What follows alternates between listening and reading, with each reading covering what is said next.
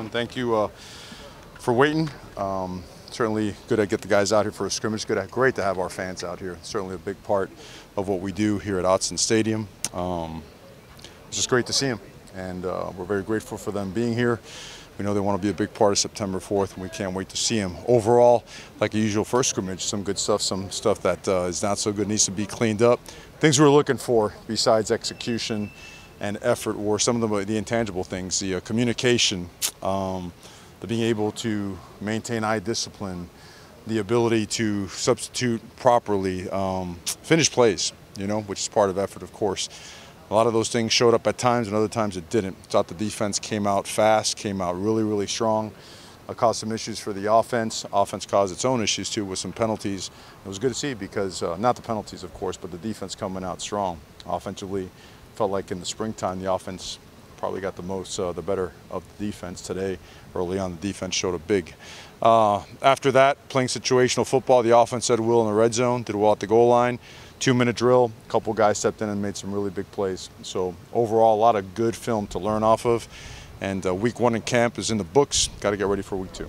Looked like a lot of the guys who arrived in the summer really showed out among the true freshmen, including like Isaiah, Seven, Byron. What do you see from them offensively? These guys are good football players. Seven showed up also in the return game. You saw him back there, plenty of confidence in him. Just very natural at it. Also, his ability to make people miss and create plays, just make explosive plays, impressive.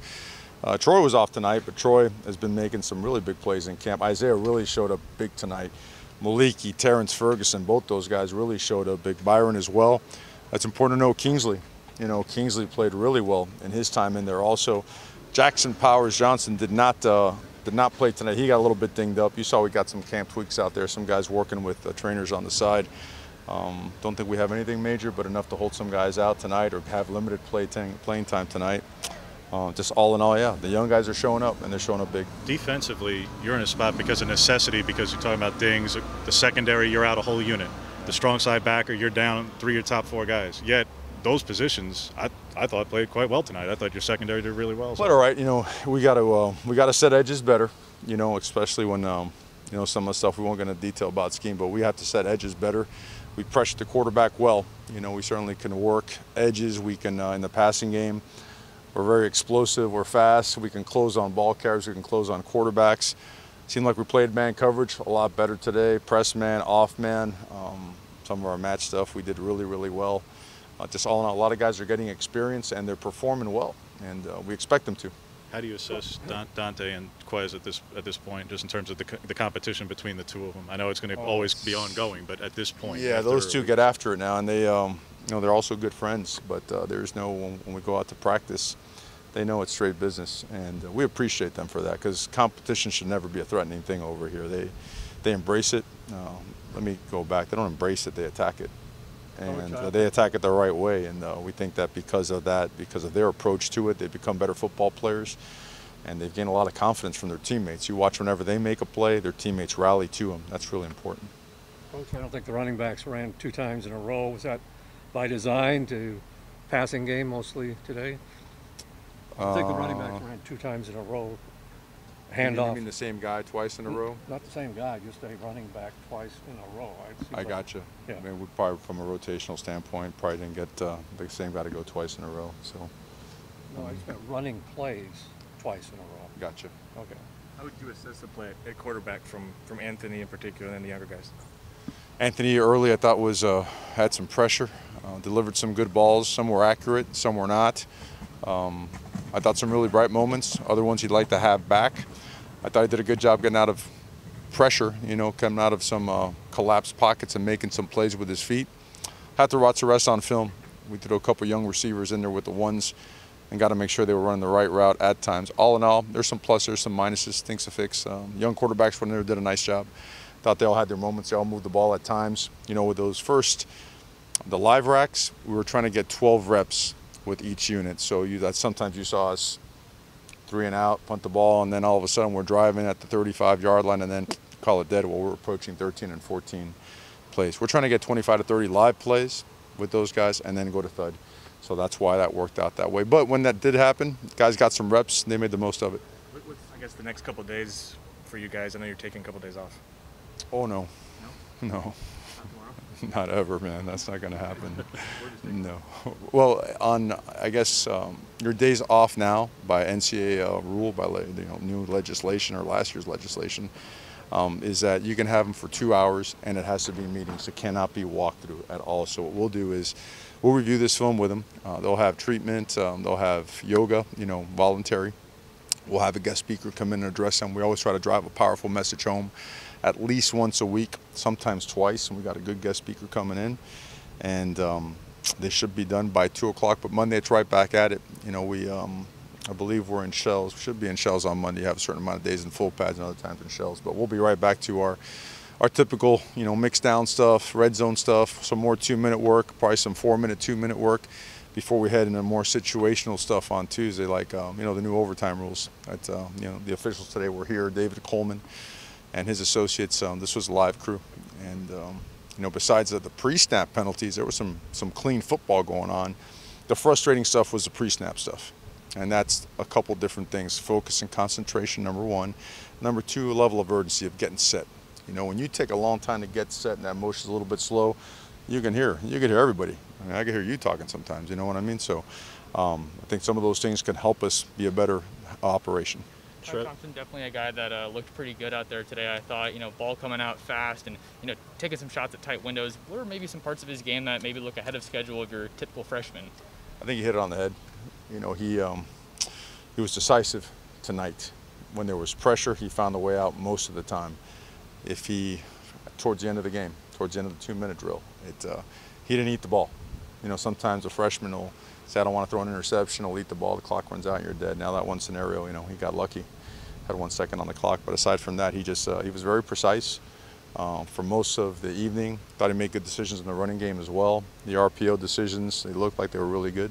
He's a really good football player. The sky's the limit for Ty. I thought Butterfield did really good. Robbie was limited today, only because he had been dinged up early in the week. Nothing too bad, but we only gave him a couple of series today. But you saw him go right down the field. I mean, him and Isaiah hooked up, I think, 3 times in the same drive. So all in all, just these quarterbacks are coming, and we feel like we have a lot of confidence in them. Trevin's one of those third-year freshmen, hasn't seen a lot of opportunity, but because of this week, because of the strong side, he's got a lot tonight. What have you seen from him, not just tonight, over the course of this week on film? I mean, few people in this world deserve it as much as Trevin does. I mean, last year is such a hard year for those guys. No off season, and then 6 games of a regular season. It's hard to count that as a year for those guys. We look at him as a second-year freshman. A lot of those guys. What do I see from him? 265 pounds. When he got here, he was about 228, 235 pounds. Relentless worker, tremendous attitude. Teammates love him. Just keeps getting better and better. Has become really physical, uses his hands a lot better. He can set edges really well now. He's thick, and he's learned to work edges in the passing game. He's made himself a formidable pass rusher. He's going to help us this year. You talked about Cam and his journey. Both him and his mom had really credited you for instilling and maintaining the confidence over 3 years.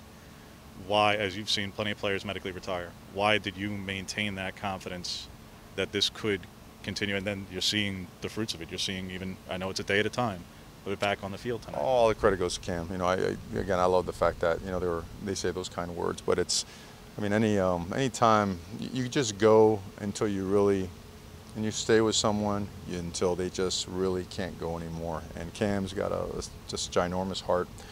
He's a great football player now. I think people forget what a great player he was because it's been a long time. And his heart is completely in it. And that's the very least we could do is stick by him, stick with him, have his back 100%. I think this is going to end really well for him. So just, again, a great family, deserves an opportunity, deserves, football is unforgiving sometimes, but we see it that this is going to end well because he's continuing to progress, and hopefully we'll get another jump, another big jump in his recovery. Mario, same position group, but thoughts on the young tight ends, Maliki, Terrence, how they did tonight? Oh, they did well now. You guys saw it. I mean, they corner balls, digs, and they caught a lot of different passes. I think what makes us a little bit different is that we're big at that position and physical, so we get in line and, block that C gap, play action, pass, protect, and we could also stretch the field. So those guys they're young, and heck, they were just at prom like 2.5 months ago. Those guys really haven't seen much of college ball, but those guys are 250 pounds, 250 and 263 pounds, respectively, Terrence and Mo. tremendous ball skills, both of them. They both can run, insane amount of pride. And these guys came here early so they can play. And they put themselves in a position where they're going to play and contribute this year. Really proud of those guys. Today was the first time we'd seen DJ Johnson. Good to have him back with the team. It really is, you know, good to have him back. DJ certainly did a great job for us last year, so looking forward to him, getting him rolling again. Go ahead. No, do it. Swinson looks like he was one of the guys that cut the most weight this offseason. I believe it was around 35 pounds. Can you shed some light on what went into that decision? Well, I don't know if it's 35. I think he got himself to 260. You know, I think sometimes those weights, I see him sometimes, and I'm like, well, we got to, you know, be a little bit more accurate, you know, but that's my fault, and I got to make sure that they are. He's down about 20. He's at the 243 range, 244. Here's the thing about Braden is he's an exceptional athlete for a large guy. Excuse me. He's explosive. He's long. He's got a lot of range. The guy could bend. I mean, tremendous flexibility. A lot of pride. He's very young. Like he's a young, you know, second-year player, and he's putting it all together now. This week in practice was probably the player that took the biggest jump of anybody at any position. Okay, that's Braden Swinson. He did it in the run game, setting edges. He did it in the run game, taking on double teams, which was, you know, when you're a freshman and you're an edge player, that's one of the most difficult things that you have to do. When you're called upon to do that and you've never done it before, at least now with guys that know, you know, what they're doing, where they're going, it's very difficult. He did a great job with that. And then as a pass rusher, he just continues to progress more and more and more. This is going to be a really big year for Braden. How often do you encounter, talking about versatility, about him? You got him in a hand in the dirt 4-eye, and at times he could be as much as a wide 9 like KT. There aren't too many converted basketball playing 3-star recruits who have that kind of versatility, Mars. I mean, like in your time, how many times have you encountered somebody with that much versatility who's managed to put it together like he has? Well, I mean, it's early. You know, he's got to put it together in games, and we believe that he will. I think that the way that we recruit, particularly that position, we're looking for size and growth potential, as well as range, explosiveness, flexibility. Guys got to be very like hip and ankle flexible. They got to be able to bend at their knees. They got to be able to come out of their hips. He did all that. I mean, he was, I believe, the region and state defensive player of the year. And you saw all that potential on film, but when you get to college, you got to learn a lot of stuff. So all those guys that had to go through what they went through and still come out on the other side and keep practicing, getting better, they deserve a lot of credit. With Braden, I could say this, not only is his value big on the edge on defense, the guy's done a great job on special teams. You're going to see Braden Swinson all over the field. You know? All right. Did you guys enjoy it? Oh, yeah. Oh, yeah. It's good to have some football and some people. Good. How's everybody doing? We all hanging in? Good. How are you? Man, it's, you know, for us, this is great. You know, you wish you could keep going and going and going and going. You know, rules nowadays, I believe you have 75 minutes where you could go full, like live ball, you can tackle. So, and you don't even approach that. You know, you get your plays in. But all in all, I'll get it to you. I believe we had 51 to 52 plays with the ones. Same thing with the twos, threes had a. So all in all, about 135, 140 plays. So got some good work and lots of work to do. I appreciate you guys being here for real, though. Appreciate you, okay? Drive safely, okay? God bless.